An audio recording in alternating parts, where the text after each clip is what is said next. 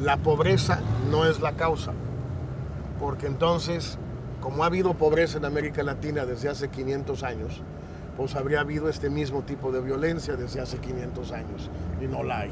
Es un fenómeno cada vez más reciente. Segundo, hay más pobreza en la India o más pobreza en África, y no estamos viendo la violencia que vemos en Río, en Ciudad de México, en algunos momentos en Bogotá, etc. Entonces, en sí la pobreza o la desigualdad no explican esto. ¿Qué es lo que sí quizás lo explica? En primer lugar, lo explica el hecho de que ya estos son enormes países urbanos. El campo está abandonado en cada vez más, en un número mayor de todos estos países, y llega cada vez más gente a la ciudad, y las presiones de servicios, de empleo, de recursos, de todo, son enormes. Es decir, no es que el campo no era violento, pero era violento de una manera distinta. Ese es un elemento básico. Un segundo elemento básico es que no existen las instituciones para detener esa violencia.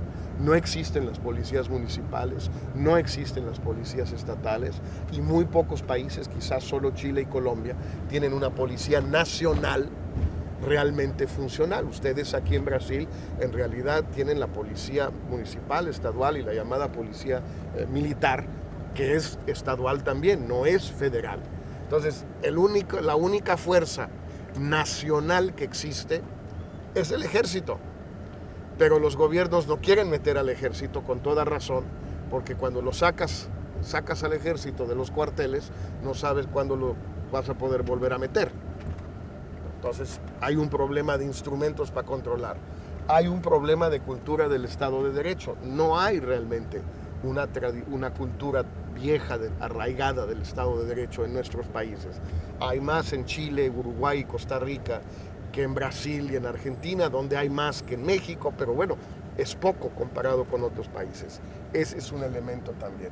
Y un tercer o cuarto elemento que es cada día más preocupante, que empezó en Brasil, pero que ya empieza a extenderse a México por lo menos, es que nuestros países eran antes o países productores de droga o países de tránsito de droga, pero no eran países consumidores de droga. Y en los últimos 10 o 15 años se han vuelto países consumidores de droga, se han vuelto mercados, pero mercados distintos a los de Estados Unidos o de Europa.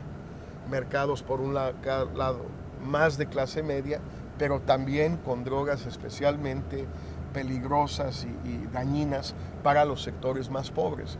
Entonces, al convertirse nuestros países en países consumidores, esto está alterando enormemente todo el tema de la relación entre violencia y narcotráfico, porque es más corrupción, más violencia, porque se está peleando un mercado local también, no solo el mercado externo. Durante muchos años siempre decía, bueno, no importa, la droga va para Europa, la droga va para Estados Unidos, es problema de ellos. Pero ahora ya no es así. Brasil es uno de los grandes mercados de droga en el mundo, y México se está convirtiendo en eso. Bueno, pues si tú mezclas todo esto, nosotros estamos empezando a tener lo peor de ambos mundos: la pobreza, la desigualdad y la debilidad institucional de los países pobres, pero ya ser mercados de consumo de droga como los países ricos. Bueno, es una mezcla explosiva.